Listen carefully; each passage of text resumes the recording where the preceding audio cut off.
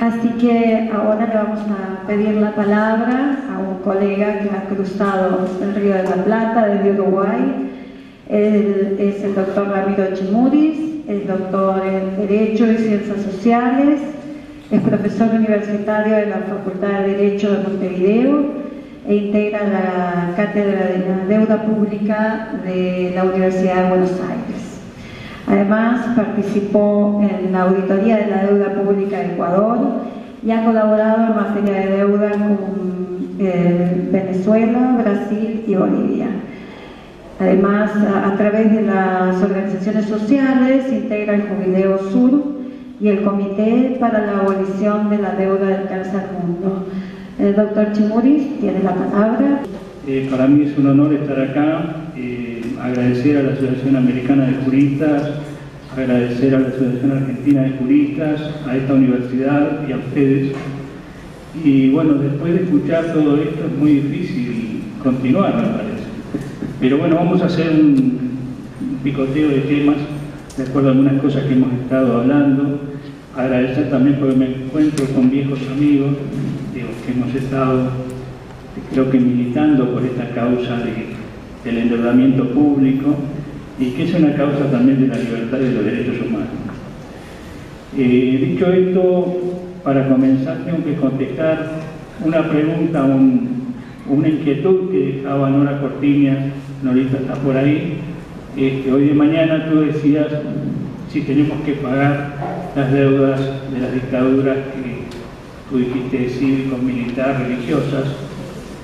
Y me parece que como juristas y como personas de buena voluntad tenemos que decir de que no, que esas deudas no tienen que ser pagas porque son deudas que se contraen en contra de los pueblos y para asesinar, maltratar, humillar, denigrar la dignidad y la vida de las personas. Ese tipo de endeudamiento tenemos que censurarlo y no podemos aceptar, y como decía la panelista anterior, no ser cómplices de ese tipo de endeudamiento. Dicho esto, voy a dar mi visión personal sobre la deuda. Para mí el sistema de la deuda es un sistema de dominación que es esencialmente político, también es cultural, social, etcétera, pero es esencialmente político. Creo que la auditoría del Ecuador nos demostró o nos posibilitó tener en nuestras manos los instrumentos de que se valieron para humillar a nuestros pueblos a través de estos documentos de deuda. Pero sí nos quedó muy claro que aquello que decíamos durante 20 años estuvimos argumentando, teorizando, vimos que realmente esos documentos nos daban la razón. Y nos daban la razón más allá de lo que pensábamos, porque no nos imaginamos nunca encontrarnos con lo que nos encontramos. Este sistema político de dominación es invisible. Yo creo que a través de sentencias como la de Griesa nos une o nos reúne, o podemos ver los titulares, porque mucha gente estaba preocupada. Ayer miraban el 9 de julio, iban los ómnibus al partido clásico de River, de Boca, sobre todo los de River que iban para el estadio. Yo decía, ¿cuántas personas habrán en el estadio que se preguntaron en algún momento cuál es la situación que vive este país? ¿Cuál es la situación económica? ¿Cuál es la situación de una imposición de un juez que está atendiendo un reclamo de estos fondos buitres, ¿verdad? ¿Y cuál sería el futuro de este país en el caso de crearse una ola de accionamientos en contra del Argentina? Luego, una cosa que me quedó clara con estos años es la versatilidad que tiene el sistema de la deuda. Por ejemplo, cuando empezamos el tema de la deuda hablábamos de deuda externa. Hoy tenemos que hablar de deuda pública. Parte de la deuda, como ustedes lo conocen muy bien, privada se transformó en deuda pública. Y muchas veces se maquillan esos resultados y nos dicen, no, pero la deuda externa está bárbara, pero la deuda privada no. Y esa deuda privada luego se transforma en deuda pública y luego en deuda externa. Entonces, este tema de los conceptos y del lenguaje no es menor. Forma parte de esa dominación cultural que hoy hablaba Corti, que es una dominación política, vuelvo a insistir, y utiliza estos mecanismos, no es una semántica. Hoy recordábamos a un constitucionalista que ya está desaparecido, pero decía que la Constitución no era para ser recitada, sino que importaba su contenido y su efectividad. Podemos tener las mejores constituciones del mundo, las mejores leyes, pero si no podemos lograr aplicarlas, no podemos reclamar esos derechos, no va a importar mucho.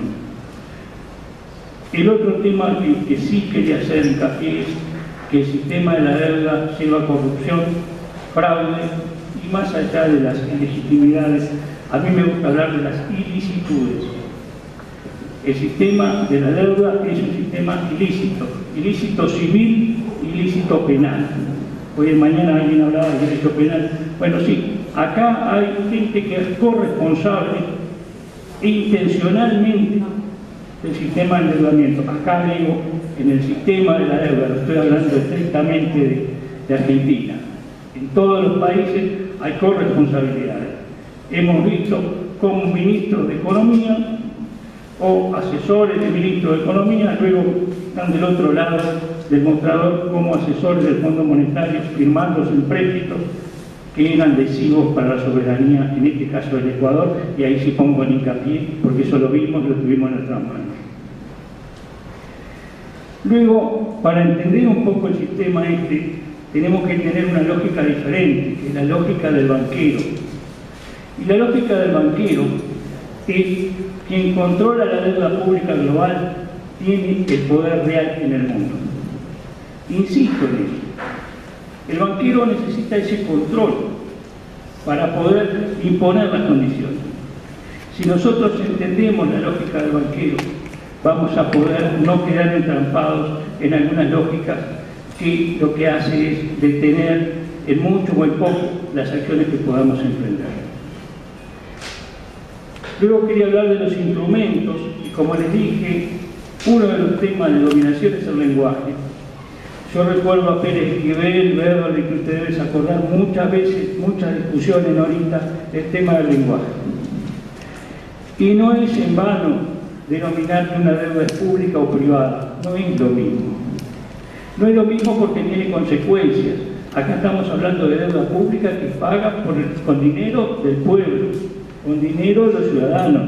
No es de los bolsillos del banquero que sale para pagar otras cosas, no, es de todos. Entonces tenemos que insistir que estamos frente a contratos de deuda pública, frente a actos de imperio de los estados, no son actos comerciales. También no quería dejar pasar lo que acaba de decir la panelista anterior, me parece muy importante, que es la teoría de los actos propios. También tenemos que hacernos cargos de responsabilidades que generamos con nuestro accionar. ¿A qué me refiero? Estas prórrogas de jurisdicción, que por más de que estén aprobadas en una ley, van en contra de lo que dice la Constitución argentina, en este caso, son nulas de nulidad insubsanable. Entonces tenemos que decir, señores, esta ley que está votada es nula, esta prórroga de jurisdicción es nula, y se terminó el problema. No admite dos opciones o tres bibliotecas o cuatro, es nula. Ahora, si quieren ser cómplices de esa corresponsabilidad es otro tema, pero digo, tenemos que hablar de un lenguaje muy claro, con una definición política más clara aún. Decimos, bueno, ¿hacia dónde vamos? ¿De dónde venimos? ¿Qué es lo que queremos? Porque si no tenemos claro eso es muy difícil poder avanzar. El tema que acá también se tocó era el tema de la parte económica. Acá el colega lo abordaba muy bien. Según Stiglitz, el 1% de la población tiene el 99% de los recursos. Entonces, tenemos que pensar en qué mundo estamos, porque no podemos aislarnos en una abstracción jurídica, en una ficción alejada de cuál es el entorno que domina el mundo en que vivimos. Esa desigualdad tiene mucho que ver, y más adelante le voy a comentar algo.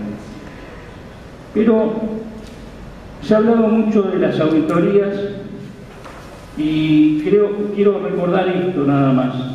En América Latina, en 1931, en el gobierno de Getúlio Vargas, hubo una auditoría en Brasil, una auditoría muy importante.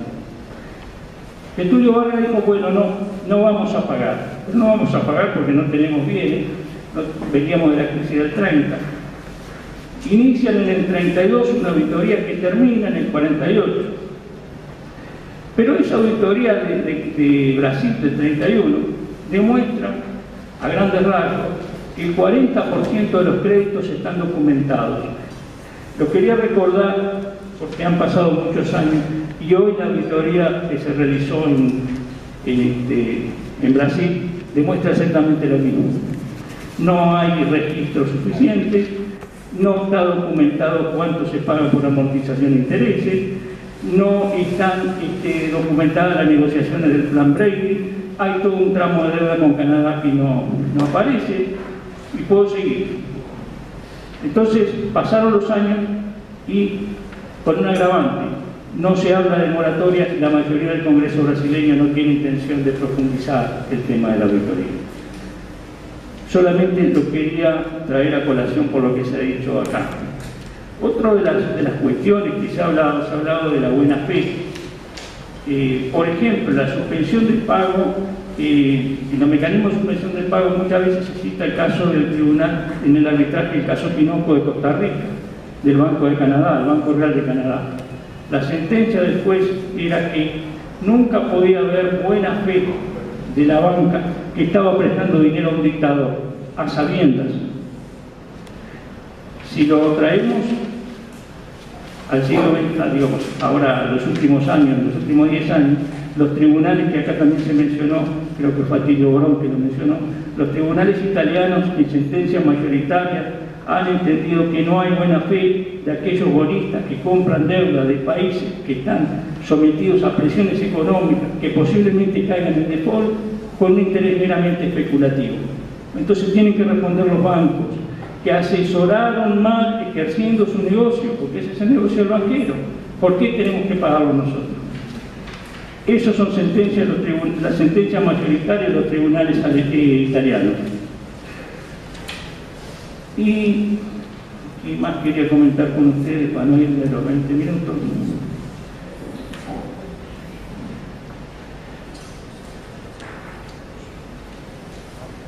Una cuestión más, el tema de los contratos de deuda y también la relación, esto tiene que ver con el lenguaje.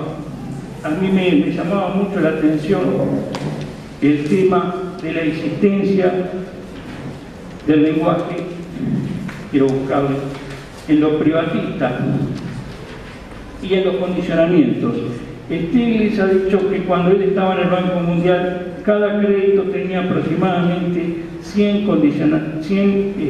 condicionalidades.